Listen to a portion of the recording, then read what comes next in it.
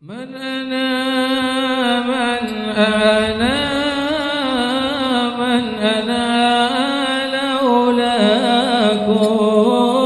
كيفما حبكم كيفما هواكم من أنا من أنا من أنا لولاكم كيفما حبكم كيفما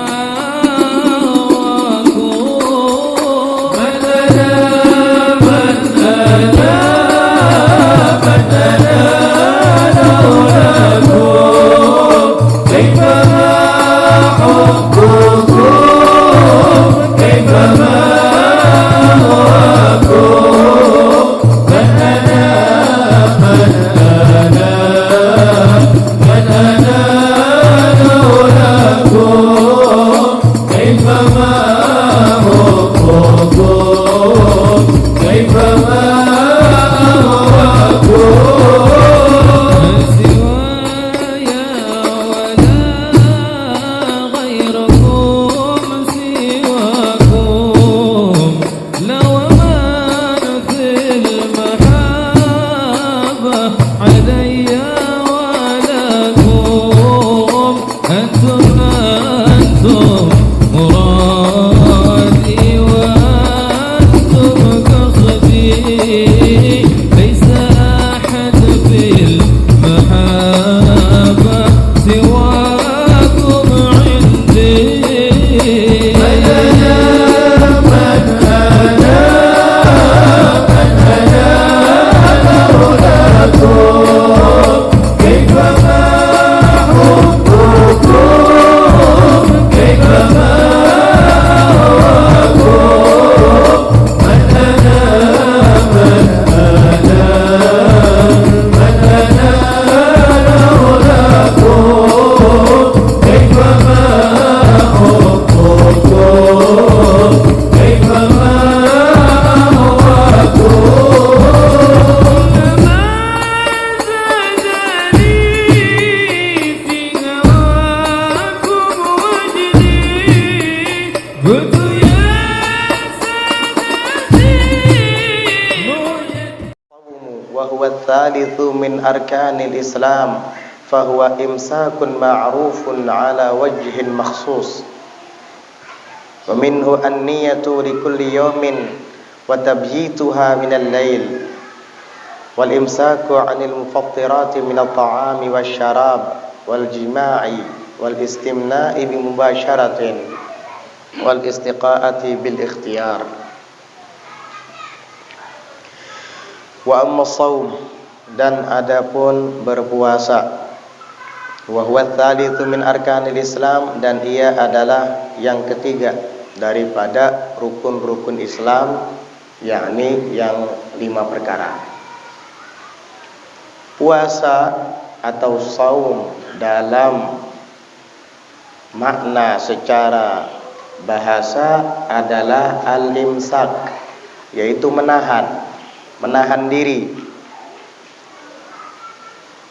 Menahan diri dari apa saja itu disebut dengan shaum secara bahasa. Menahan diri dari amarah berarti kita shaum, berpuasa untuk tidak marah. Menahan diri daripada sombong, menonjolkan diri, itu berarti kita shaum, berpuasa daripada sifat-sifat tercela tersebut. Ini adalah makna shaum secara bahasa. Sebagaimana apa yang disebutkan di dalam Al-Qur'an tentang cerita Sayyidatuna Maryam binti Imran, ibu Nabi Allah Isa alaihi wa ala nabiyyina afdhalus salah wa azkat tahiyyati wat taslim. Maryam mengatakan, inni nazartu lirrahmani shauma falan tukallimal yawma insiya. Di dalam ayat tersebut Maryam mengatakan, inni nazartu lirrahmani shauma, aku bernazar untuk Allah yang Maha Penyayang. Apa nazarnya? Shauma, menahan diri. Bukan saum makna berpuasa, menahan dari lapar dan dahaga dan apa saja yang membatalkannya. Bukan. Tetapi sauma yang dimaksud oleh Maryam binti Imran, ibu Nabi Isa ini adalah falan ukallimal yauma insiya. Maka dari sejak ini saya tidak akan berbicara dengan siapapun, dengan manusia manapun. Berarti makna saum yang dinyatakan oleh Maryam binti Imran di dalam ayat Al-Quran itu adalah as-sukut anil kalam, berdiam daripada berbicara. Artinya beliau menahan diri daripada perkataan. Sehingga dari sejak itu Siti Maryam tidak berbicara dengan manusia. Ini adalah makna saum secara bahasa.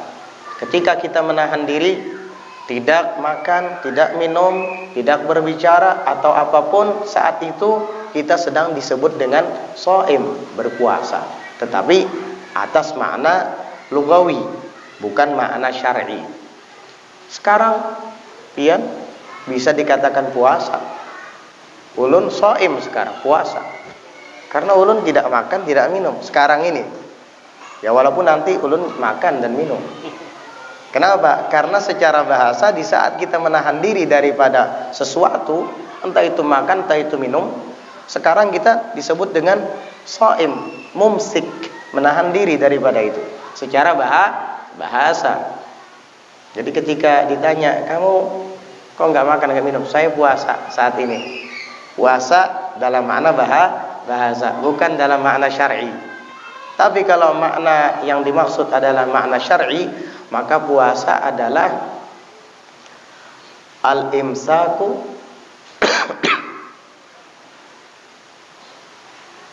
imsakun makhsusun ala wajhin makhsusin biniyatin makhsusatin. Imsakun makhsus, menahan diri dalam arti yang dikhususkan. Bukan menahan diri daripada berbicara, bukan menahan diri daripada amarah, bukan. Tetapi menahan diri daripada hal-hal yang membatalkan puasa. Makanan, minuman, berhubungan badan suami istri, dan lain-lain. Ini yang dimaksud dengan imsakun maksus, menahan diri secara khusus. Ala wajhin maksus, atas cara yang khusus pula, yaitu dimulai dari sejak terbitnya fajar sampai terbenamnya matahari. Itu namanya ala wajhin maksus. Biniyatin maksusatin, dengan niat yang dikhususkan pula. Di antaranya nanti akan dibahas adalah berniat di malam hari setiap malam bulan Ramadan, dan wajib untuk tabyid, yaitu memalamkan niat, dan seterusnya seperti yang nanti akan dibahas. Ini adalah pengertian puasa secara lughatan dan secara syar'an. Adapun ibadah puasa ini wajibnya dilaksanakan pada bulan Ramadan. Ramadan itu diambil dari kalimat ar-ramdha, yang artinya adalah al-ardu syadidatul hararah, bumi yang bersengatan panas. Kenapa dinamakan Ramadan?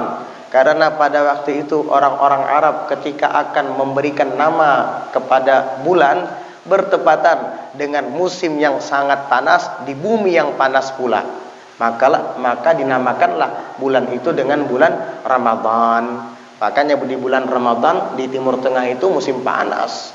Sehingga di bulan Ramadan itu mudah kita untuk mendapati kurma, apalagi rutob. Tahu rutob? Rutob itu kurma yang masih basah, yang baru dipanen dari pohonnya. Dibiarkan beberapa hari, maka dia akan menjadi rutob. Enak itu. Kalau kita makan, basah-basahnya itu masih ada. Rutob itu tidak mungkin ada kecuali di musim panas, shaif, fi faslis shaif, pada musim panas. Nah, oleh karenanya rutob itu sangat mudah ditemukan dari sejak bulan Sya'ban sampai Ramadan, karena pada bulan ini musim sangat panas. Oleh karenanya ketika mereka akan memberi nama pada bulan tersebut bertepatan dengan musim yang sangat panas, cuaca yang panas, di bumi yang panas, sehingga dinamakanlah Ramadan. Karena Ramadan diambil dari kalimat ramdha, dan ramdha artinya adalah al-ardu syadidatul hararah, bumi yang teramat panas. Panas musim Apa bulan Ramadan itu? Musim panas. Ada lagi yang mengatakan Ramadan itu diambil dari kalimat ar-ramdu yang bermakna ihraq, membakar. Ramad itu maknanya ihraq, membakar. Kenapa? Li'annahu yarmududz dzunub.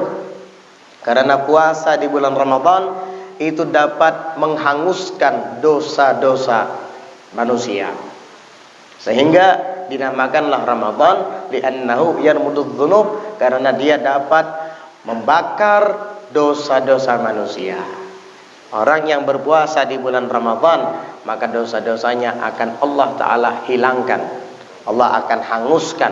Sehingga ketika Ramadan berlalu, dia sudah bersih daripada dosa-dosa. Makanya hari raya Idul Fitri dinamakan hari raya fitrah, hari raya fitri, karena disitulah kita mendapatkan kesucian, kemuliaan khilqah, asal mula titik kita diciptakan. Itulah kenapa dinamakan Ramadan.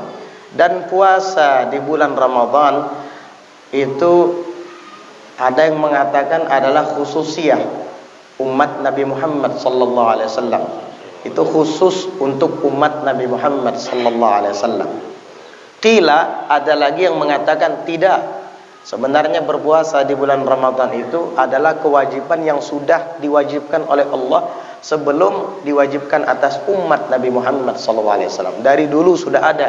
Hanya saja umat-umat terdahulu itu mereka tersesat daripada ajaran nabi-nabi mereka, sehingga mereka tidak tahu lagi berpuasa di bulan Ramadan.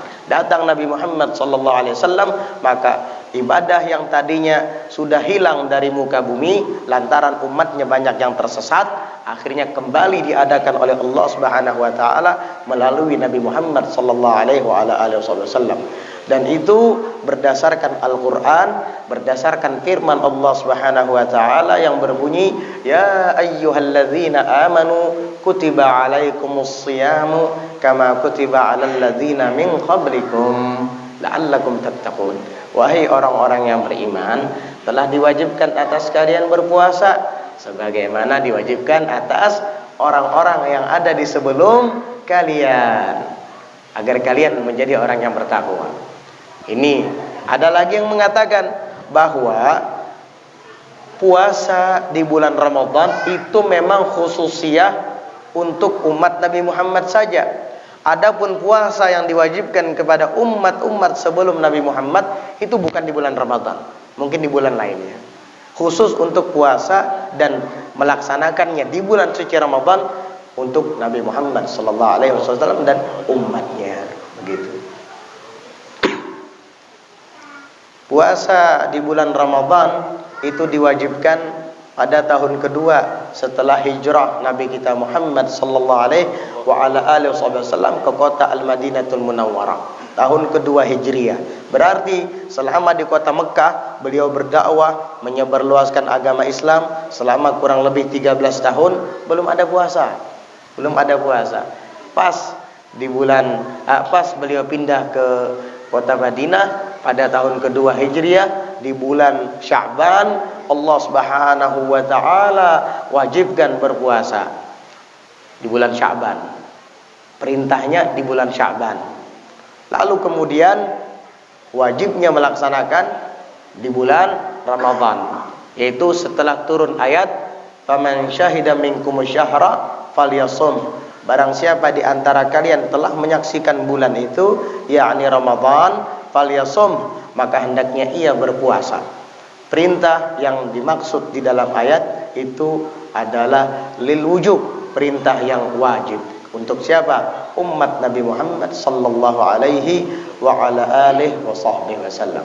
Itu pada tahun kedua setelah beliau berhijrah ke kota Madinah. Jadi sebelumnya tidak wajib berpuasa, hanya saja mereka tetap berpuasa, tetapi puasa sunnah. Wa huwa tsalitsu min arkanil Islam. Dan berpuasa di bulan Ramadan adalah rukun ketiga daripada rukun-rukun Islam yang 5. Sehingga berpuasa di bulan Ramadan itu termasuk ma'lumun minad din bid-darurah, sesuatu yang diketahui dalam agama secara daruri, secara pasti, sehingga tidak ada umat pun yang tidak mengetahuinya bahwa berpuasa di bulan Ramadan itu adalah wajib. Dari saking jelas dan masyhurnya kewajiban berpuasa di bulan Ramadan, itu bukan hanya umat Islam saja yang tahu. Umat-umat lain yang beragama non-muslim, mereka tahu. Orang-orang Nasrani, Hindu, Buddha, dan yang lain-lainnya tahu kalau sudah masuk bulan suci Ramadan, umat Islam berpuasa. Itu adalah orang-orang yang non-muslim. Apalagi orang Islamnya sendiri pasti tahu bahwa berpuasa di bulan Ramadan itu adalah wajib, sehingga dikategorikan ma'lumun minad din bid-darurah, sesuatu yang diketahui dari agama ini secara daruri, secara pasti. Karena berpuasa itu termasuk ma'lum minad din bid-darurah, maka orang yang mengingkari kewajiban berpuasa di bulan Ramadan kafir, murtad, keluar dari agama Islam. Wal'iyadzu billah. Sebagaimana mengingkari wajibnya sholat. Karena sholat, berpuasa di bulan Ramadan, zakat dan haji, ini semua adalah ma'lum minad din bid-darurah, sesuatu yang dimaklumi, diketahui dalam agama secara daruri, secara pasti. Sekiranya orang-orang tidak mungkin tidak tahu, apalagi orang Islam sendiri.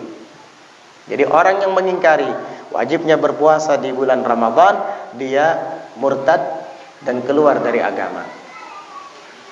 Ada orang tidak berpuasa karena malas, dia tidak dihukumi murtad, dia hanya dikatakan muslim yang berdosa, muslim yang fasik karena melanggar kewajiban agama, tidak melaksanakannya.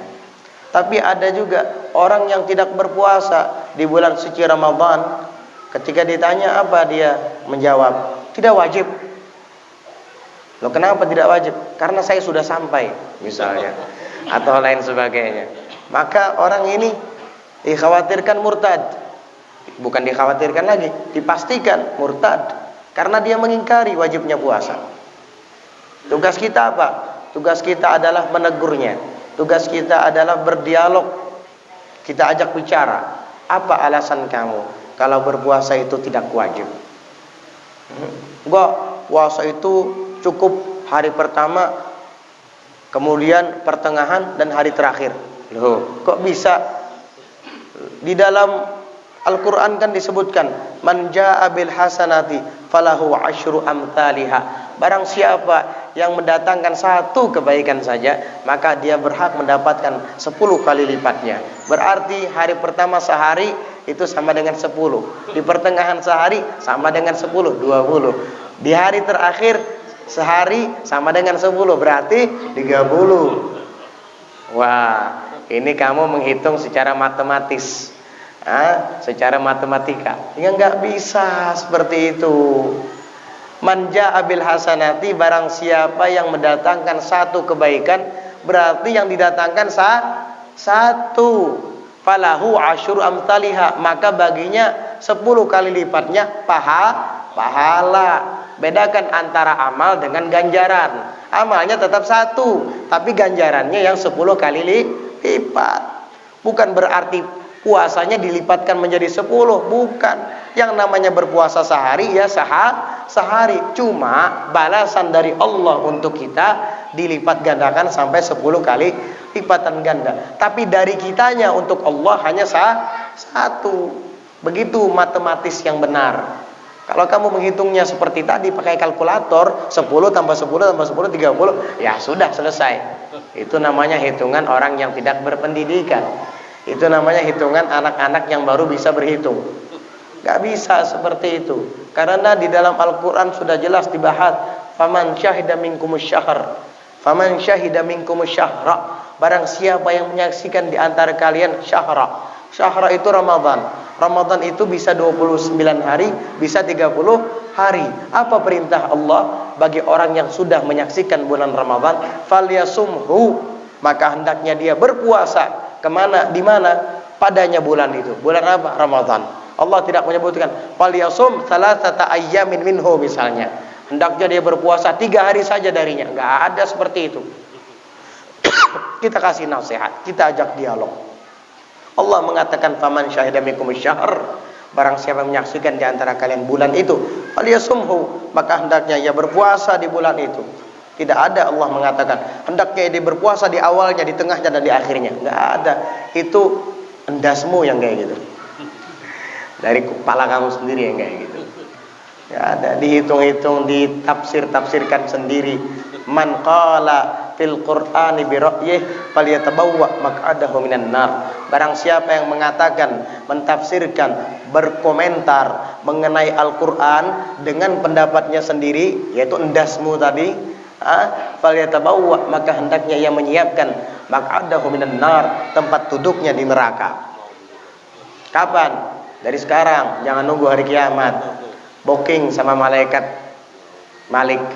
Malik, siapin tempat duduk saya di neraka. Bilang aja begitu. Siapa? Bagi orang yang berani lancang mengatakan sesuatu daripada Al-Qur'an tapi tidak mendasar. Bukan ahli tafsir bicara Al-Qur'an. Yang ada akhirnya dhalun mudhil, dia sesat dan menyesatkan orang lain. Dan itu ada. Kalau nggak ada, buat apa capek-capek kita bahas? Ada yang seperti itu, dia hanya berpuasa di awal, pertengahan dan akhir. Karena itu tadi 10 kali 10 kali 10 kali 30. Itu banyak sekali kesalahannya. Kesalahan pertama, dia tidak membedakan antara amal dengan pahala, balasan. Amalnya 1, balasannya yang 10. Bukan amalnya yang jadi 10. Yang namanya berpuasa sehari ya sehari. Anak kecil pun akan mengatakan sehari. Kok kamu bilang 10 hari? Kapan 10 hari? Nggak, itu katanya menjabil hasanati falahu asyru amsalih. Lahu itu kembali kepada yang melakukan satu kebaikan. Apa? 10 kali lipat pahalanya. Perbuatannya tetap 1. Dari kita untuk Allah puasa sehari. Dari Allah kembali ke kita, balasannya dilipat gandakan sampai 10 kali lipat. Bedakan antara pekerjaan dengan gaji. Ya, kita bekerjanya sehari, tapi kadang kita adalah karyawan yang teladan. Akhirnya atasan kita salut dengan kita. Lalu kita diberi gaji pokok dan diberi tambahan lebih. Ini lebihnya. Karena kamu adalah seorang karyawan yang teladan misalnya. Nah, itu kan pekerjaan kita berhak mendapat ganjaran sebagaimana kita bekerja. Tetapi dapat lebihannya dari siapa? Atasan. Lantaran kita adalah seorang karyawan yang teladan misalnya. Nah, itu bukan berarti 10 kali lipat itu puasanya yang kita kerjakan sekali menjadi 10. Enggak, pahalanya yang menjadi 10 kali lipat, bukan puasanya. Itu yang pertama. Dan kesalahan kedua, siapa yang menjamin bahwa puasa kamu diterima? Ayo, siapa yang jamin? Orang amal ibadah kita ini antara diterima dan ditolak.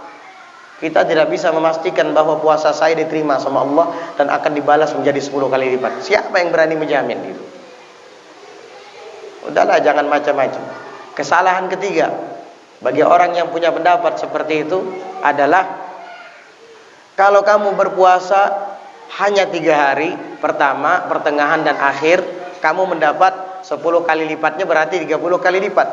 Tapi kalau orang yang berpuasa dari hari pertama sampai hari ke-30, berapa kali lipat? Kali 10 berapa? Hah? Enggak. 300 kan? 300. Kamu cuma 30. Banyakan mana antara 300 dengan 30? Itu kalau kita main hitungan. Kalau main matematis, ya begitu. Ini mainnya kalkulator. 10, 2 hari 20, 3 hari 30. Wah, sudah ada. Dijadikan dogma, dijadikan ajaran, diajarkan kepada orang-orang lain. Yang lain ini memang pengoler puasa. Diajarkan seperti itu. Wah, cocok banget. Bujur jar pian tuh, ngalih orang kayak pian ini dicarinya teh ngalih. Orang sesat kayak itu. Wah, pian ini pan ulun cari-cari selama ini. Ya cocok sama hawa nafsunya kamu. Pantas dia yang dicari-cari selama ini. Cocok lawan liur. Orang memang sudah malas duluan puasa, digitukan ya tambah malas. Orang sudah hampir jatuh ke jurang, bukan malah ditarik, diselamatkan, didorong, tambah jatuh. Wah, udah senang dia. Cocok nih. Ini yang saya cari-cari selama ini.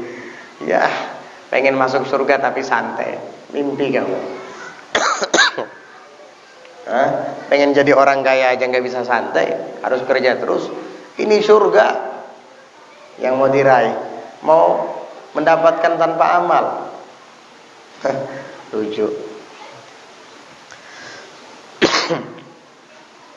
Jadi begitu. Tidak boleh mengingkari wajibnya puasa di bulan Ramadan, karena itu termasuk rukun Islam dan termasuk ma'lum minad din bid-darurah, sesuatu yang dimaklumi, diketahui dari agama secara daruri, secara pasti. Arti secara pasti sekiranya tidak dapat dipungkiri kewajibannya itu. Semua umat Islam tahu. Jangankan umat Islam, umat selain muslim pun tahu bahwa puasa Ramadan itu adalah kewajiban umat Islam. Sehingga orang yang mengingkarinya sama dengan mengingkari rukun Islam, dan itu dikategorikan murtad waliyadzubillah. Fahuwa, maka ia saum atau puasa itu adalah imsakun ma'ruf. Ini makna syar'inya ini. Sama dengan kalimat imsakun maksus ala wajhin maksus biniyatin maksusah. Kalau ini menurut definisi al-Imam Al-Habib Ahmad bin Zain Al-Habsyi, kata beliau, fahuwa, maka ia saum berpuasa secara syar'i adalah imsakun ma'ruf, menahan yang sudah diketahui, yaitu menahan diri daripada hal-hal yang sudah diketahui. Apa? Daripada makan, daripada minum, daripada bersenggama, daripada istimna, onani secara langsung, dan daripada hal-hal yang masuk kepada rongga badan melalui lubang-lubang yang ada di tubuh kita. Wa min ala wajhin maksus, atas wajah atau cara yang dikhususkan. Ada caranya. Caranya adalah berniat dulu, kemudian niatnya itu harus dimalamkan, kemudian menahan diri setelah terbitnya fajar, kemudian itu berlangsung sampai terbenamnya matahari. Itu yang disebut dengan ala wajhin maksus, atas cara yang dikhususkan. Makanya dijelaskan oleh beliau di sini, wa minhu, dan diantaranya daripada cara itu adalah an-niyyatu likulli yaumin, berniat bagi setiap harinya. Artinya kita setiap hari di bulan puasa itu wajib berniat, dan berniatnya adalah wa tabhituha minal lail, dan memalamkannya niat itu dari sejak malam. Setiap malam bulan Ramadan, malam pertama kita berniat, malam kedua berniat lagi, malam ketiga berniat lagi. Sampai kapan? Sampai akhir bulan puasa. Tidak sah kalau kita hanya sekedar berniat sebulanan saja, lalu kemudian malam kedua, malam ketiga, keempat tidak perlu berniat lagi. Tidak sah. Itulah mazhab kita Asy-Syafi'i. Tidak sah. Jadi kita harus berniat dari sejak setiap malam daripada bulan Ramadan. Wajib kita berniat, dan niatnya itu dimalamkan.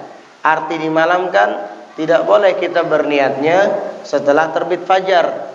Harus kita berniatnya itu dari sejak terbenamnya matahari, yaitu maghrib, sampai sebelum fajar.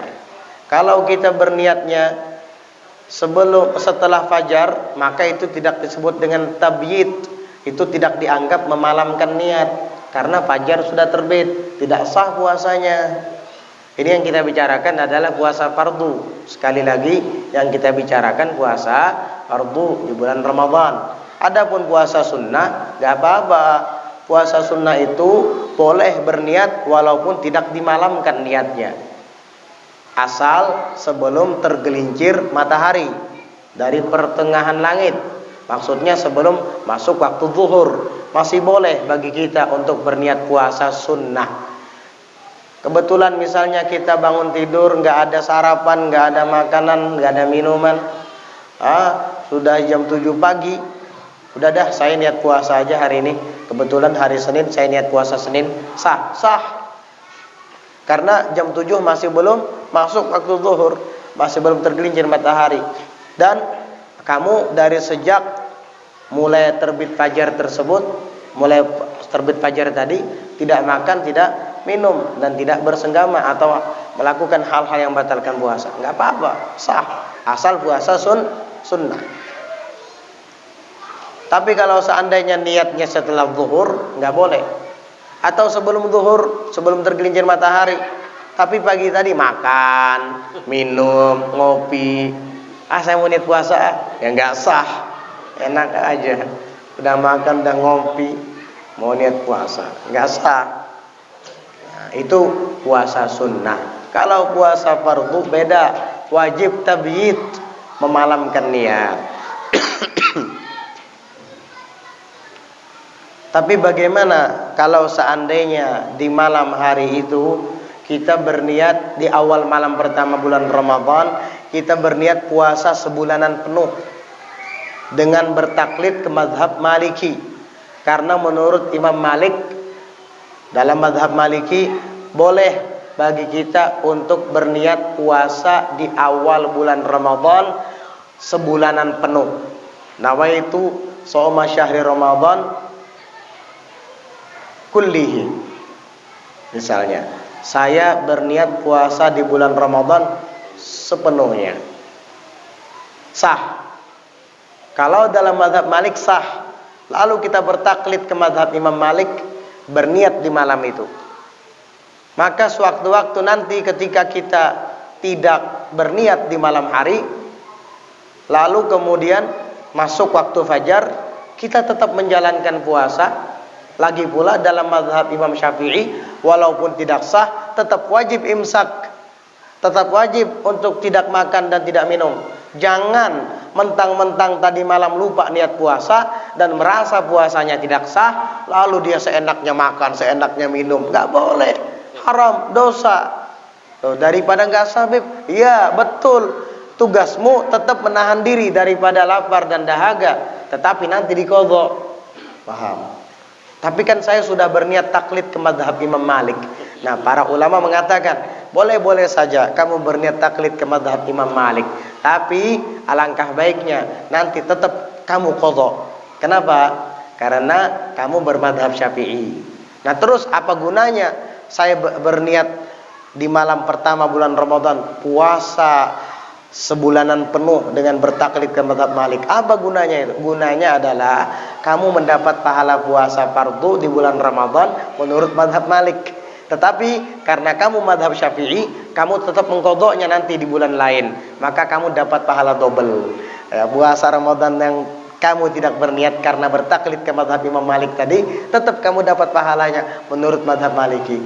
Tetapi kamu tetap mengqadha karena mazhab kamu Syafi'i, dan qadhanya kamu ini akan menambah pahala yang sudah ada, sehingga kamu dapat pahala di bulan Ramadan yang tidak berniat tadi lantaran sudah berniat di malam pertama karena bertaklid ke mazhab Malik, dan qadhanya kamu berdasarkan mazhab Syafi'i karena dalam mazhab Syafi'i itu tidak sah, maka kamu mendapat pahala lagi, mendapat ganjaran pahala lagi. Jadi begitu. Mazhab Hanafi lain lagi. Mazhab Hanafi, niat puasa di bulan Ramadan, puasa fardu, sama dengan niat puasa sunnah. Selama sebelum tergelincir matahari dari pertengahan langit, tetap sah berniat. Itu mazhab Hanafi. Jadi kalau seandainya kita ketiduran tadi malam, pas bangun udah jam 7, lupa sahur, nggak sempat sholat subuh, tapi nggak makan, nggak minum, mau niat puasa boleh, tapi ingat wajib bertaklid ke mazhab Hanafi. Kalau tidak, haram hukumnya. Kenapa? Karena itu dianggap at-talabbus bi ibadatin fasidah. Kamu telah melakukan ibadah yang rusak, yang jelas-jelas tidak sah kamu lakukan. Jadi kayak apa? Jadi tetap berniat, wah karena saya tidak tidak kebangun tadi malam, tidak sempat sahur, bahkan subuh pun tidak sempat karena ketiduran, jam 7 saya bangun, udah aku berniat berpuasa Ramadan pada hari ini dengan bertaklid ke mazhab Abu Hanifah. Sah puasa kamu. Tapi ingat, kamu kan mazhabnya Syafi'i, tetap nanti diqadha. Nah, terus buat apa saya tadi bertaklid ke mazhab Hanafi? Supaya kamu tetap dapat fadilat berpuasa di bulan Ramadan. Kan beda, mengqadha kan di luar bulan Ramadan. Tapi kalau ini tetap di bulan Ramadan, tapi taklid ke mazhab Hanafi dulu. Ingat itu. Kalau tidak taklid ke mazhab Hanafi, kamu tetap niat puasa, sedangkan mazhab kamu Syafi'i haram karena tidak memenuhi syarat. Sebab dalam mazhab Syafi'i syaratnya adalah tabyitun niyah, memalamkan niat di malam hari dari sejak malam. Jadi berniat berpuasa di bulan Ramadan itu setiap malam. Itu mazhab Syafi'i. Kalau Imam Malik cukup di malam pertama saja berniat puasa sebulanan penuh. Karena menurut Imam Malik puasa ini sama seperti sembahyang. Sembahyang Isya 4 rakaat. Apa perlu biar setiap rakaatnya berniat? Enggak kan? Cukup ketika takbiratul ihram. Usalli fardhu isya 4 rakaatin mustaqbilal qiblati ma'muman atau imaman lillahi ta'ala. Dapat 1 rakaat, pas rakaat keduanya usalli fardhu isya lagi gitu. Enggak usah kan? Nah, itu menurut mazhab Malik. Jadi sekali berniat cukup untuk 4 rakaat. Begitu juga puasa. Sekali berniat di malam pertama cukup untuk sebulanan. Tapi hal ini disanggah oleh mazhab Syafi'i. Nggak bisa. Kalau itu sholat tidak ada yang menghalat. Sholat mulai dari takbiratul ihram, rakaat pertama, kedua, ketiga, dan keempat sampai salam tidak ada yang menghalat. Kalau puasa ada yang menghalat. Hari ini puasa mulai fajar sampai terbenam matahari. Buka dihalat dengan berbuka. Besok puasa lagi, niat baru lagi. Nah, karenanya kata Imam Syafi'i tidak bisa dikiaskan dengan sholat. Sehingga setiap hari daripada bulan Ramadan, berpuasa di bulan Ramadan itu disebut dengan ibadatun mustaqillah, ibadah yang tersendiri. Hari pertama itu ibadah sendiri, hari kedua ibadah sendiri lagi, ketiga ibadah sendiri lagi, seterusnya sampai hari yang ke-29 jika ganjil, atau sampai hari yang ke-30 jika genap.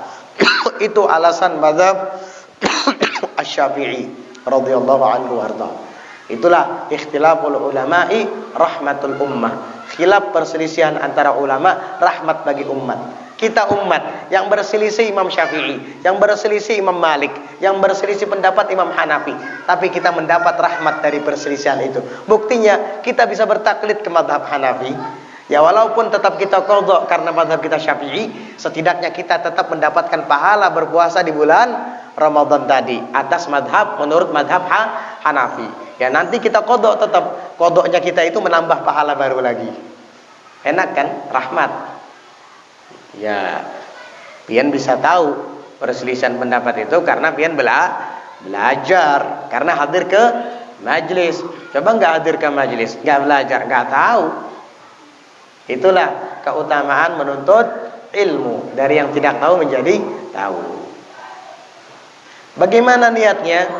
Niatnya itu di dalam hati. Melafadzkan nawaitu shauma ghadin itu sunnah saja. Yang ianya itu dalam hati, aku berniat berpuasa pada besok hari bulan Ramadan karena Allah Ta'ala.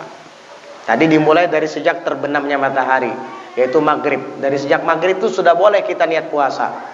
Makanya kadang ada imam yang mengingatkan kepada makmumnya. Kalau di Hadramaut itu biasanya diingatkan, iqidu ala niyatis shaum. Ayo kalian laksanakan niat puasa. Itu semua jamaah langsung. Nah itu sama wadah. Kadangkala ada yang setelah sholat isya, kadangkala ada yang setelah sholat tarawih dan witir, diingatkan itu sebelum baca doa. Niat puasa tujuannya apa? Agar kalau nanti tidak terbangun di malam hari, tidak sempat sahur, ketika terbangun azan subuh sudah dikumandangkan, kita sudah niat waktu maghrib tadi, kita sudah niat waktu setelah sholat isya tadi, atau setelah sholat tarawih dan witir tadi. Nah itulah tujuannya. Di Hadramaut pasti diingatkan biasanya. Jadi tidak mungkin kita kelupaan dengan niat. Nah, karena hari-hari setiap malam itu diingatkan. Bagaimana lafadznya? Kalau tadi kan wajibnya dalam hati, karena tempat niat itu di hati. Adapun melafadzkannya sunnah. Lafadznya bagaimana? Lafadznya adalah nawaitu shauma ghadin an adai fardhi syahri ramadhani hadhihi sanati. Bukan ramadhana, ramadhani hadhihi sanati. Lillahi ta'ala. Nawaitu shauma ghadin. Nawaitu fi'il dan fa'il. Shauma maf'ul bih, ghadin mudhaf ilaih. nawaitu shauma ghadin. An adai jar majrur. Adainya majrur bi an. Adai fardhi. Fardhinya majrur lagi karena mudhaf ilaihnya adai. Adainya jadi mudhaf. Fardhi syahri, syahri jadi mudhaf ilaihnya lagi. Ramadhani, ramadhani jadi mudhaf ilaihnya lagi. Hadhihi sanati mudhaf ilaihnya lagi. Jadi ramadhani itu memang isim alam dan dia ditambahi tambahan alif dan nun sehingga dia ismul ladzi la yansharif, al ismul ladzi la yansharif atau ghairul munsharif. Kalau dalam i'raban nahwu harusnya ismul ladzi la yansharif ketika majrur harakatnya fathah niyabatan anil kasrah sebagai pengganti kasrah. Iya, kalau dia tidak menjadi mudhaf. Sekarang dia menjadi mudhaf dan hadhihi sanati jadi mudhaf ilaihnya sehingga dibaca ramadhani hadhihi sanati. Nawaitu shauma ghadin an adai fardhi syahri ramadhani hadhihi sanati. Bukan ramadhana. Oh, saya dulu ramadhana. Dulu kamu enggak belajar. Belajarnya di mana dulu?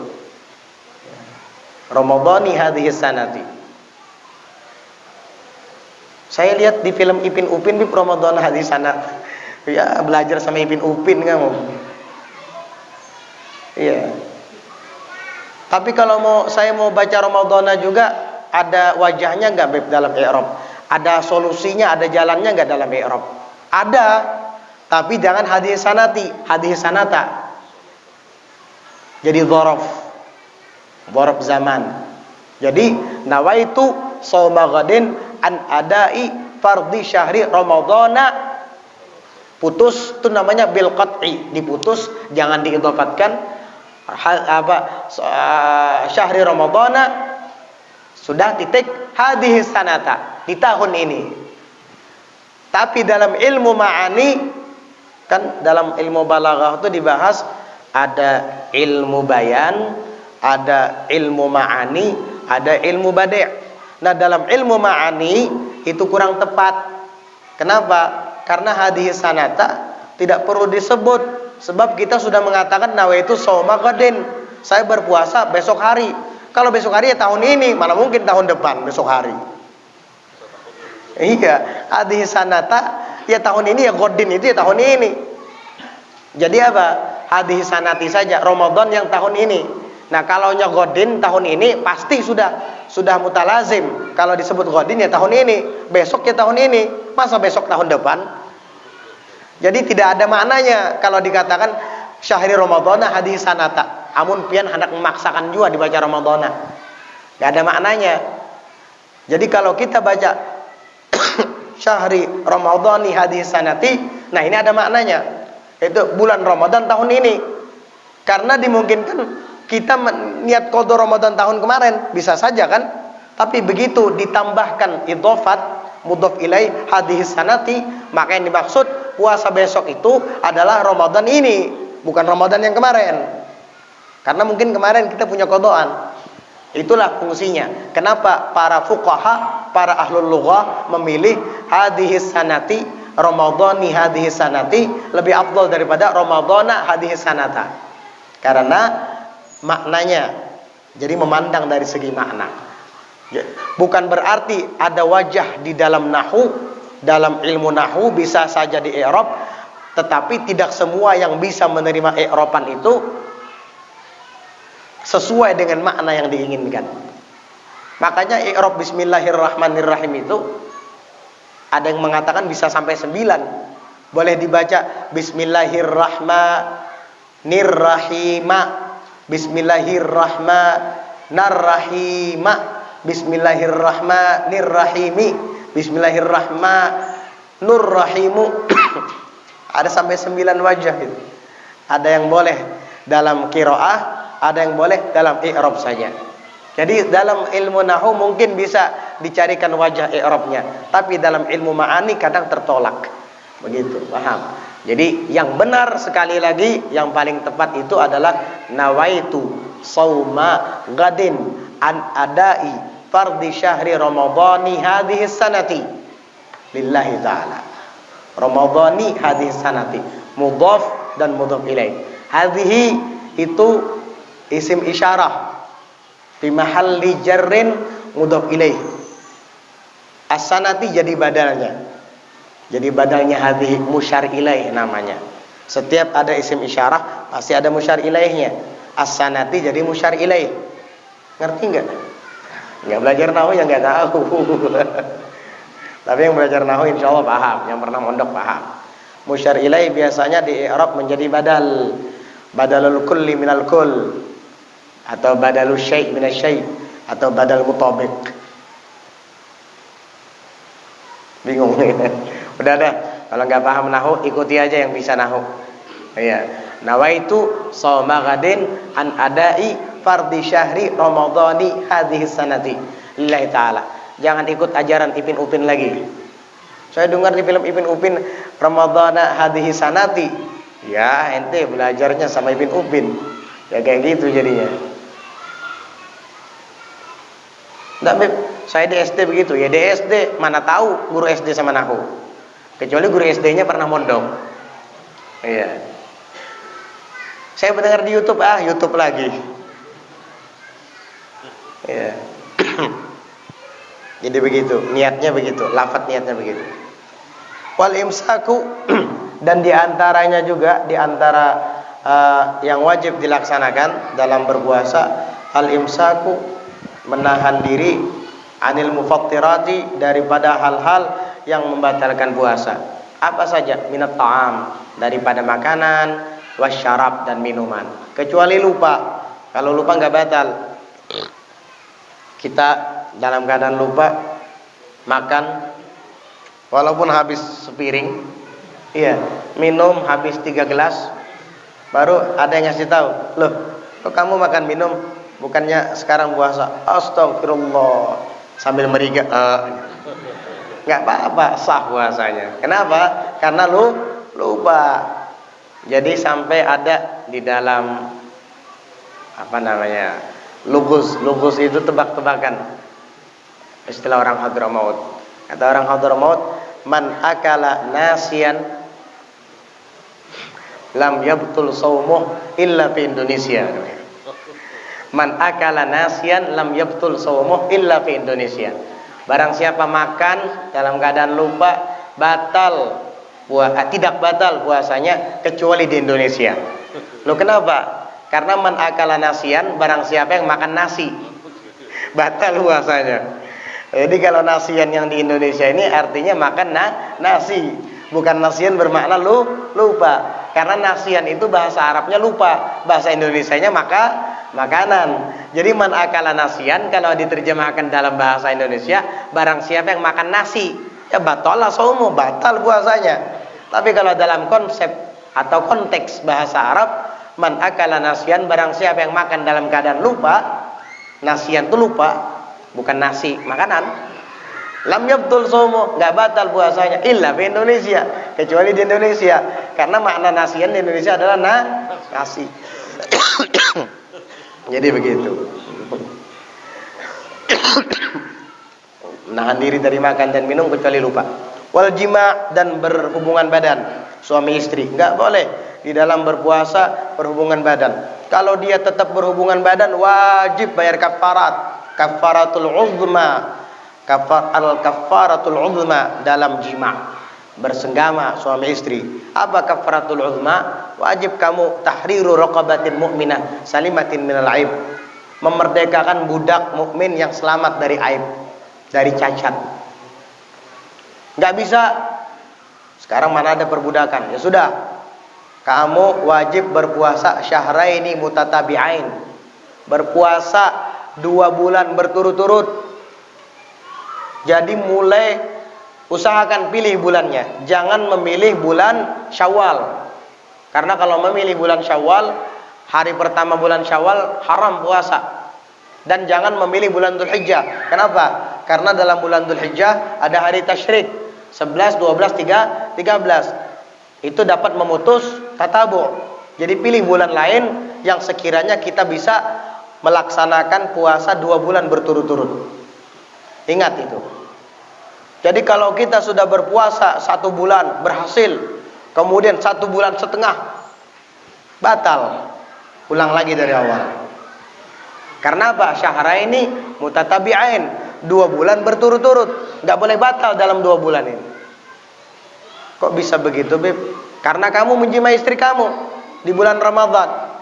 Itu hukumannya. Kok bisa begitu? Kamu kok bisa begitu? Istri dijima bulan Ramadan.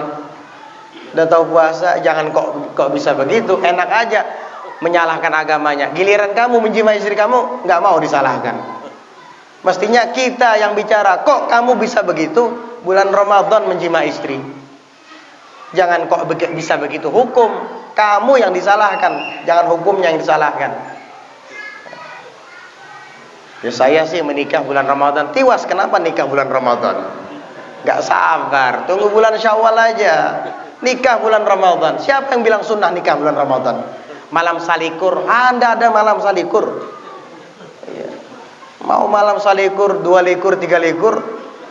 Orang sunnah itu nikah di bulan Syawal, jangan bulan Ramadan. Ujar orang bahari, orang bahari dituruti.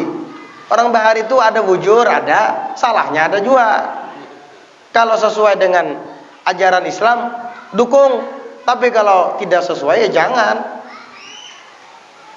Jadi menikah afdalnya Syawal, jangan Ramadan. Kamu nikah bulan Ramadan, nanti kafarah nanti kamu. Iya. Makanya dulu ada orang datang kepada Nabi, orangnya orang tua. Dia bilang, ya Rasulullah, apa hukum mencium istri di bulan Ramadan? Makruh, gak apa-apa. Karena yang nanya orang tua. Pas datang orang muda yang baru menikah, pengantin baru, ya Rasulullah, apa hukum mencium istri di siang bulan Ramadan? Haram, kata Nabi. Sahabat bingung.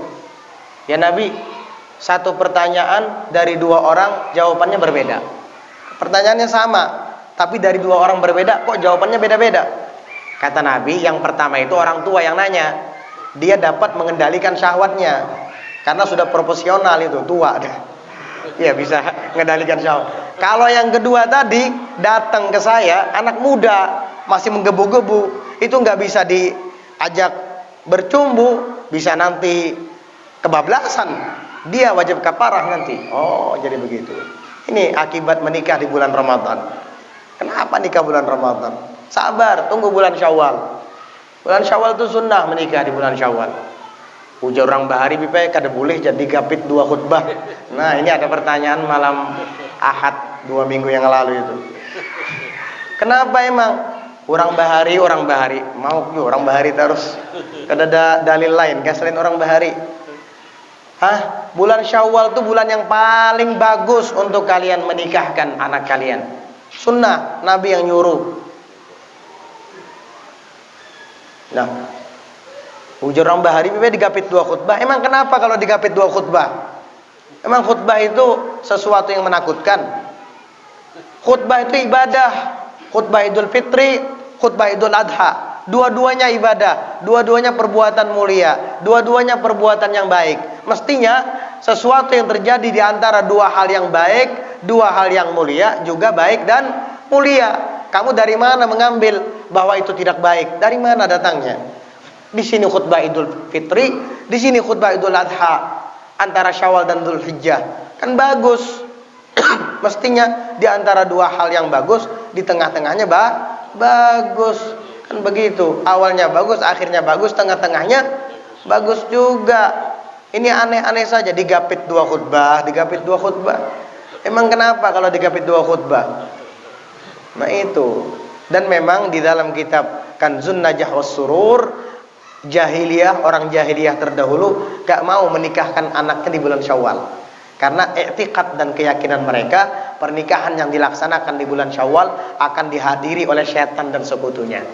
Nah, Nabi ingin membantah keyakinan jahiliyah, Nabi ingin menyanggah dan menolak serta menghilangkan keyakinan jahiliyah dari ajaran Islam, maka Nabi menyuruh untuk menikahkan putra-putri mereka, para sahabat, di bulan Syawal.